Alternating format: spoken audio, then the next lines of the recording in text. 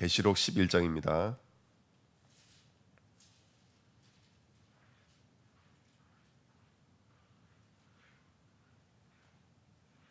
계시록 11장 10절부터 13절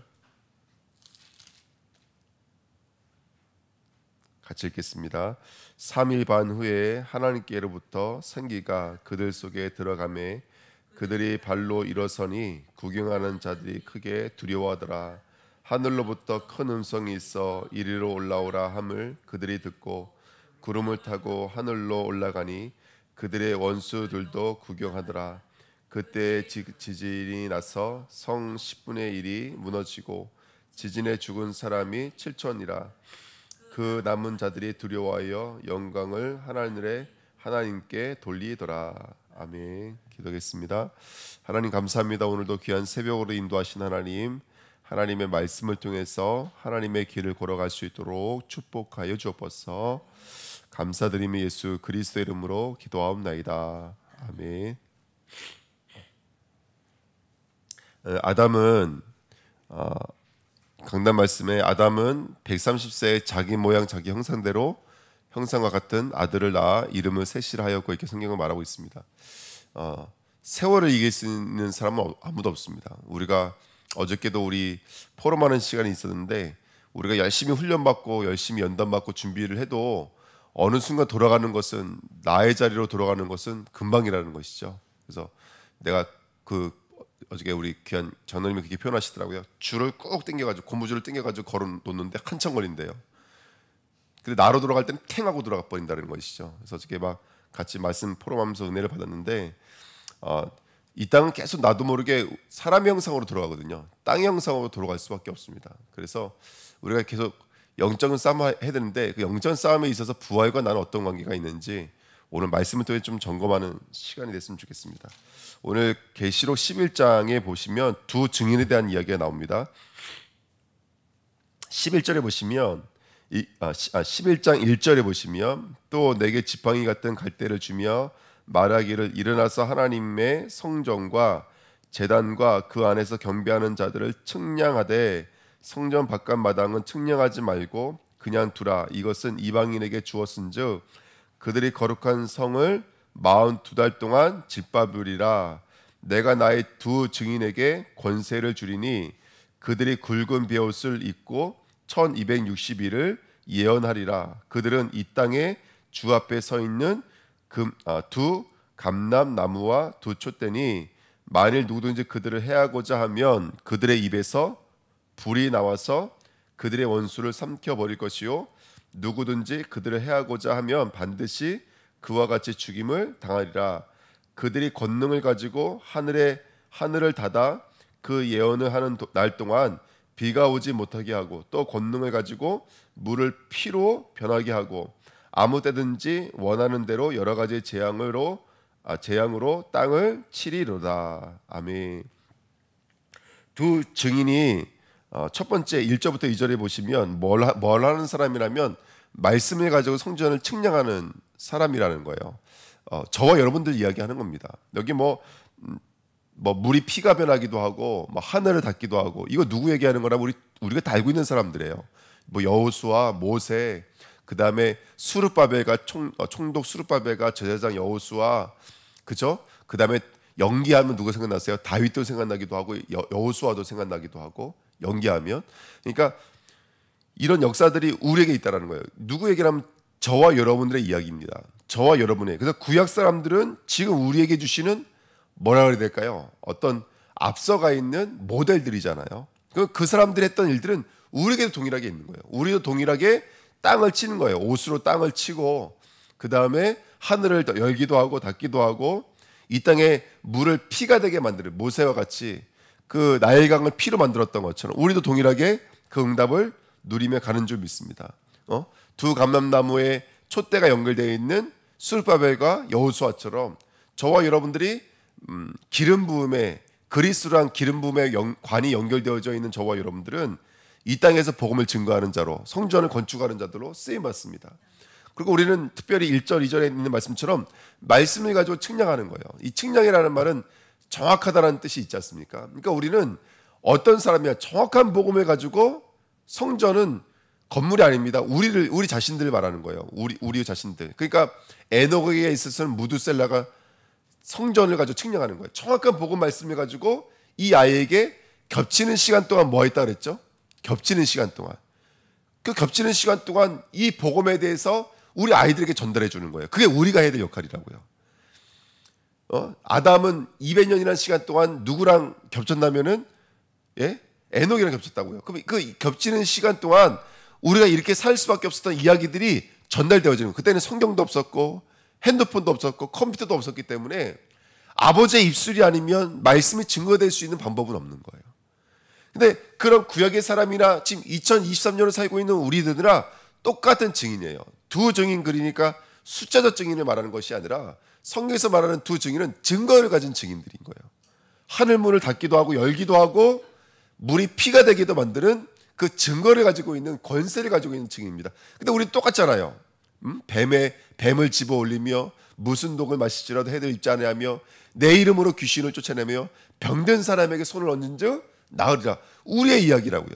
여기 권능은 그들의 이야기만 아니라 이 시대를 살고 있는 우리들의 이야기는 좀 있습니다. 그러니까 오늘 말씀을 통해서 저와 여러분들 오늘 다시 한번 미션을 붙잡아야 돼요. 첫 번째, 내게는 인생의 정확한 메시지가 있어야 돼요. 무두셀라면 무두셀라, 라멕이라면 라멕, 에녹이라면 에녹, 그 다음에 뭐죠? 또 노아라면 노아라고 하는 내 인생 메시지가 있어야 된다고요. 우리 후대들과 우리 가정과 또 우리 옆에 있는 사람들에게 전달해 줄 수 있는 내 인생의 절대 메시지가 있어야 돼요. 복음 메시지가 있어야 됩니다. 그래서 이번 주에는 내게 있는 증인의 메시지는 무엇인지를 한번 점검해 보시는 시간 배워가 되셔야 돼요. 이 두 증인은 우리를 말하니까, 이 두 증인은 말씀으로 성전을 측량하는 사람들이니까 정확한 복음 메시지가 있어야 된다고요.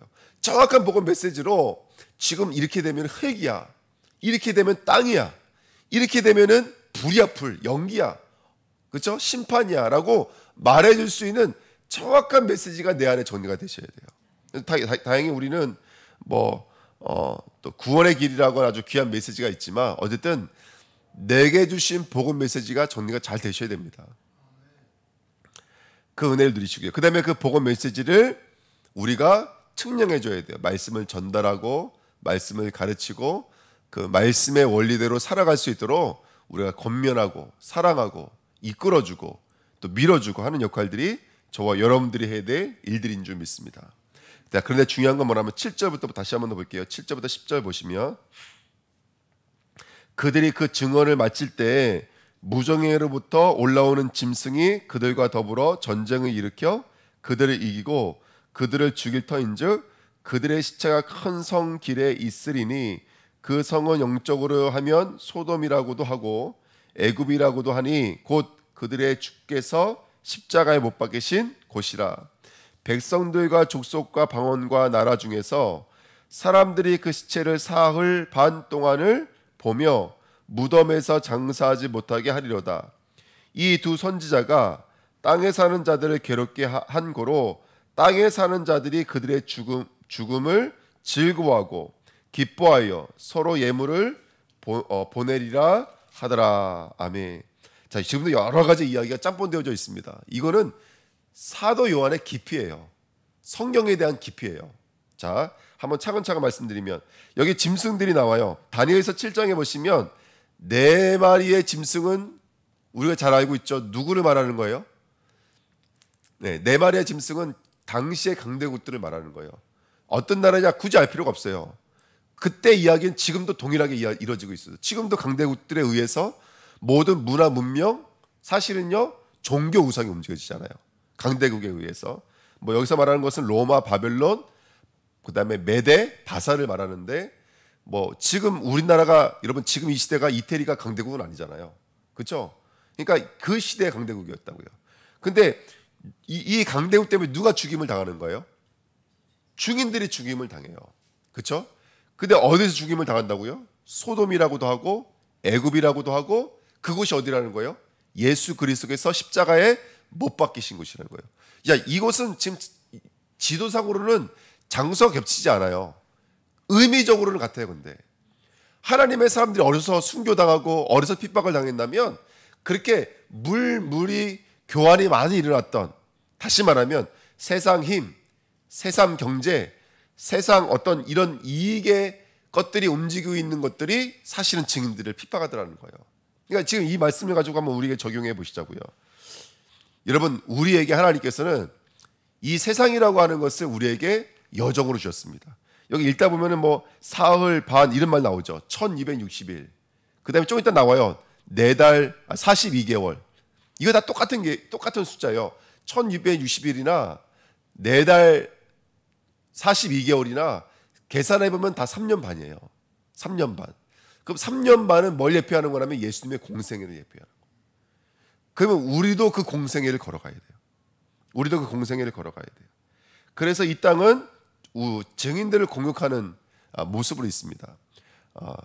저는 그래요. 예를 들어서 장사가 이게 너무 잘 된다. 우리 사람인데 장사가 너무 잘 돼. 그래서 장사가 너무 잘 돼서 예배를 못 나와. 뭐 주일 예배도 못 나오고 이렇게 되는. 왜 그런 분들 많이 만나잖아요. 그게 바로 지금 이거예요. 그게 바로 죽음이라고요. 두 증인의 죽음인 거예요. 뭐 단정이지만 뭐 우리 랩런트들이 공부를 너무 잘해서 서울대에 가야 되기 때문에 주일 예배 못 나와. 예를 들어서 그냥 예를 드는 거예요. 그게 바로 지금 이야기인 거예요. 죽어 있는 거라고요. 계속해서 이 땅은 사단 마귀는 그 짐승들은 이 땅의 문화, 이 땅의 경제, 이 땅의 문명을 가지고 과학을 가지고 학문을 가지고 계속해서 우리를 어디서 교살해요? 이 땅 가운데 교살하는 거예요. 그리고 이 땅이 계속 우리를 핍박한다고 여기 써 있어요. 그런 42개월, 3년 6개월이라고 하는 연단의 과정이 있습니다.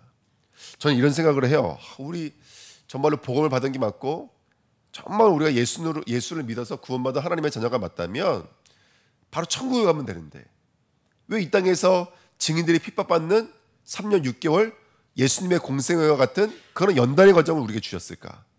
왜 주셨을까요, 여러분들? 복음에 깨달아진 저와 여러분들은 율법이 없으면 되잖아요. 그렇죠? 율법이 아예 없으면 돼요. 그래서 이 땅을 초월한 사람을 살면 되거든요. 근데 안 그래요. 하나님은 우리에게 내 이웃을 내 몸같이 사랑하라. 하나님을 내 몸같이 뜻을 다하여 힘을 다하여 마음을 다하여 사랑하라라고 하는 계명을 주셨어요. 그런 과정을 왜 주셨을까요? 왜 공생의 과정을 왜 주셨을까요? 그냥 천국으로 가면 너무너무 좋은데. 여기에는 이제 중요한 과정들이 있는 것 같아요. 저는 이렇게 깨달았어요. 어떤 과정이냐면 이 과정은 우리가 칭의로 받은 구원 있잖아요. 칭의로 받았다는 얘기는 뭐냐면 일방적인 하나님의 은혜로 구원받았잖아요.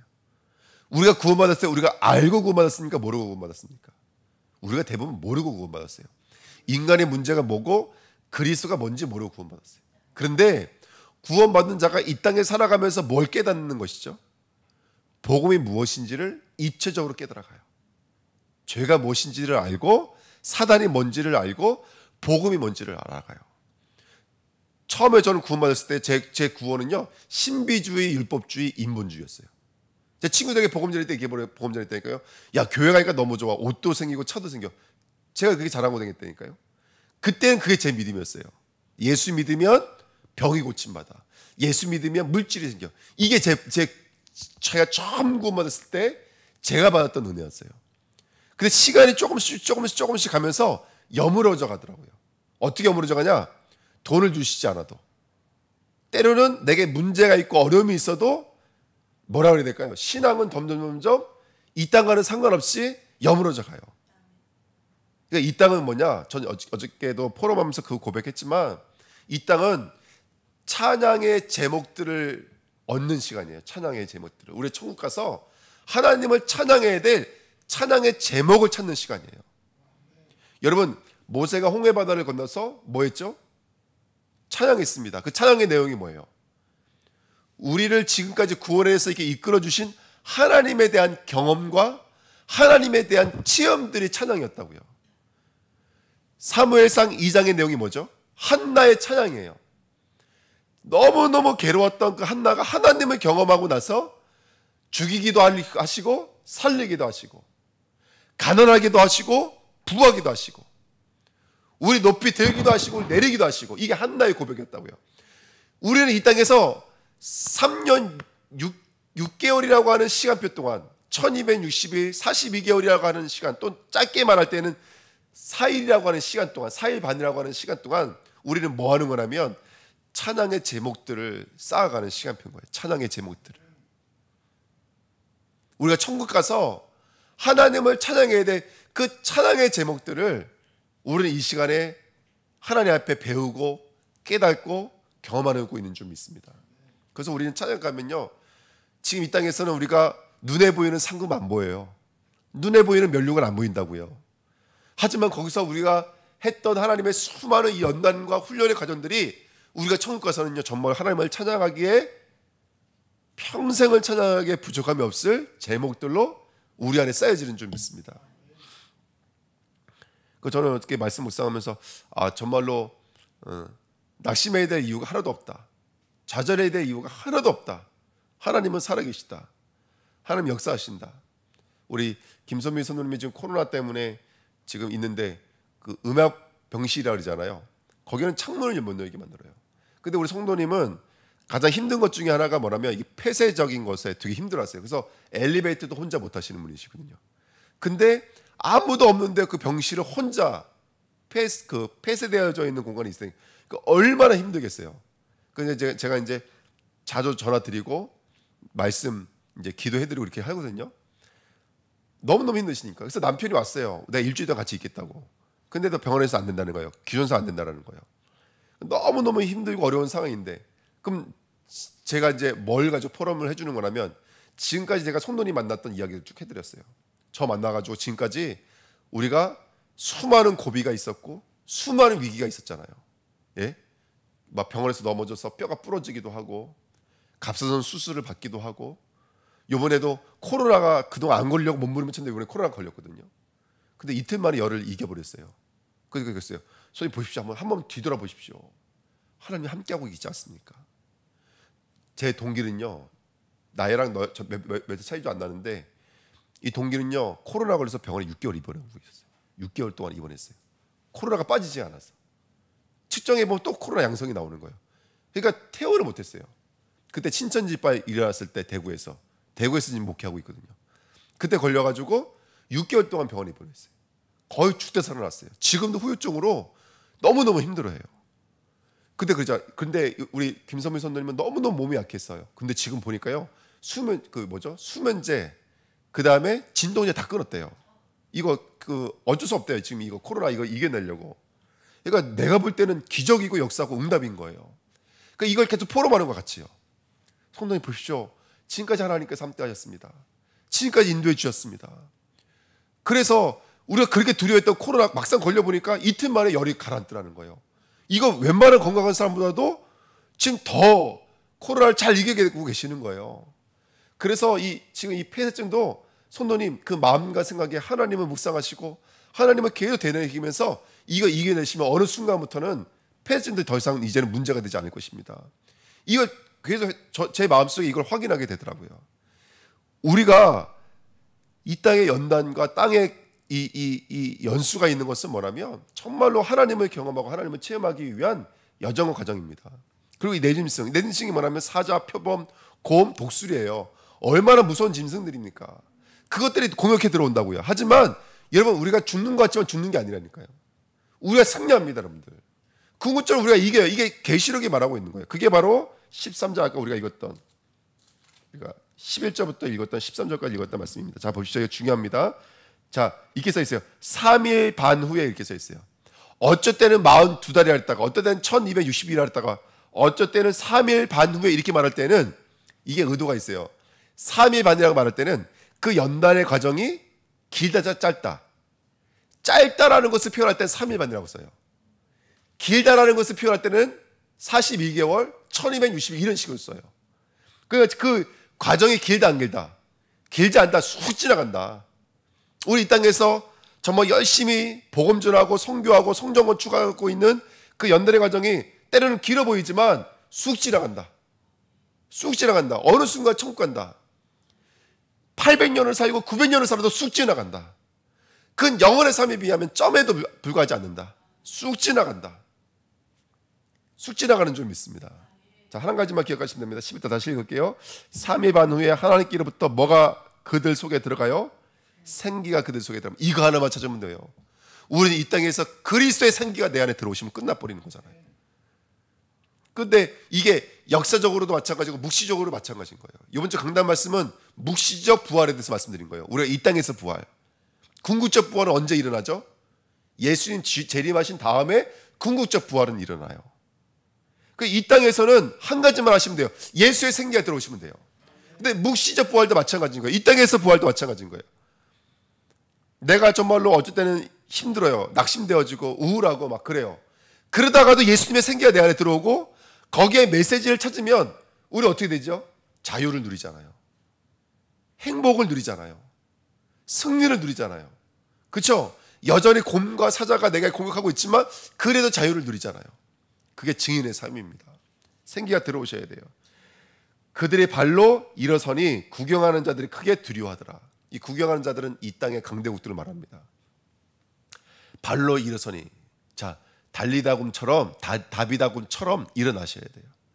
이제 내 발로 쓰셔야 될 줄 믿습니다. 발은 삶을 상징하죠. 그 삶 속에 이 복음 메시지를 가지고요 일어서셔야 됩니다. 그래서 진정한 부활의 증인들로 쓰시기를 예수님의 이름으로 축원드립니다. 12절 하늘로부터 큰 음성이 있어 이리로 올라오라 함을 그들이 듣고 구름을 타고 하늘로 올라가니 그들의 원수들도 구경하더라. 아멘. 저는요 오늘 이 말씀을 제가 이제 찾아서 오늘 이제 설교하는 이유는 뭐냐면 이거 말씀드리고 싶어서 그래요. 진짜 우리는 부활체로 하나님이 받으시는 날이 있습니다. 들림 받는 날이 있습니다. 그거 말씀드리고 싶어서 그래요. 그거 말씀드리고 싶어요. 근데 우리가 지금 너무 바삐 신앙생활 하다 보니까 우리의 궁극적 부활에 대해서 우리가 놓칠 때가 많아요. 언젠가는 땅이 내어줍니다. 우리 몸을. 바다가, 땅이, 산이 우리를 내어줍니다. 흙에 있던 자들 다 일어납니다. 그래서 하나님의 심판 앞에 서서 심판을 받습니다. 그때 우리 주 예수 그리스도가 나의 증인입니다.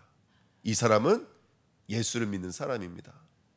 그때 우리는 어디로 올라갑니까? 예수님과 함께 들림 받습니다. 영원한 하나님 나라로 올라갑니다. 거기서 하나님을 찬양합니다. 면류관 쓰시고 하나님의 상급을 끌어안은 채 하나님을 찬양합니다. 다시는 눈물이 없고 다시는 애통이 없는 그곳에서 다시는 저 해가 비치지 않고 그리스도가 비치는 그곳에서 상상을 할 수도 없고 그림도 그릴 수 없는 그 천국에서 하나님을 찬양하게 됩니다. 저는 왜 이 말씀 드리냐? 성도가 이 궁극적 부활에 대한 그림이 없다면 지금 뭐 하고 있다는 뜻입니까? 이 땅을 바라보고 있다는 뜻인 거예요. 이 땅을 바라보고 있다는 뜻인 거예요. 여러분 우리는 고개를 들고 일어서야 됩니다. 그 생기가 내 안에 들어와서 일어서서 고개를 들고 우리가 받을 그 영화를 바라보면서 그 빛나는 내 모습을 바라보면서 내가 받은 그 응답을 바라보면서 오늘 다시 한 번 더 이 핍박의 땅, 환란의 땅에서 일어나셔야 됩니다. 그리고 그 핍박의 땅에 다시 한 번 더 우리가 다시 1절부터 돌아가면 하늘의 권능을 일으켜야 됩니다. 하늘 문을 열기도 하고 아멘? 땅을 치기도 하고 그들이 우상같이 섬기고 있는 것을 피로 바꾸기도 하고 그렇게 전도자로 살아가는 저와 여러분들이 좀 있습니다. 구름 타고 올라갑니다. 이 축복을 누리시는 저와 여러분들 되시기를 부탁드립니다. 아멘. 자, 그 다음에 13절 그때 큰 지진이 나서 성 10분의 1이 무너지고 지진에 죽은 사람이 7전이라 그 남은 자들이 두려워하여 영광을 하늘의 하나님께 돌리더라. 여기서 말하는 이 큰 지진이 나서 심판받을 자들은 바로 이 땅에 우리를 공격했던 그 강대국들을 말합니다. 사단 마귀들은 완전히 심판 가운데 무너지게 될 줄 믿습니다. 10분의 1이 무너지고라는 말은 10분의 1만 무너진다는 얘기가 아니라 전부가 무너진다는 뜻이에요. 왜? 성경에서 10분의 1은 전부를 대표하는 자들을 말하는 거거든요. 그러니까 여기서 말하는 10분의 1이 무너진다는 것은 다 이 땅에 믿지 않은 자들과 그 다음에 그 믿지 않는 자들을 쥐고 움켜쥐고 역사했던 사단 마귀는 전부가 다 무너집니다. 그리고 7천은 어떻게 된다고요? 죽는다고요. 그 죽은 사람이 7천이라는데 7천도 똑같은 말입니다. 7 곱하기 10이거든요. 7 완전수, 10 완전수입니다. 영원수입니다. 천은요. 그래서 이 땅에 하나님을 거역했던 모든 것들은 완전히 죽음의 길로 떨어지게 됩니다.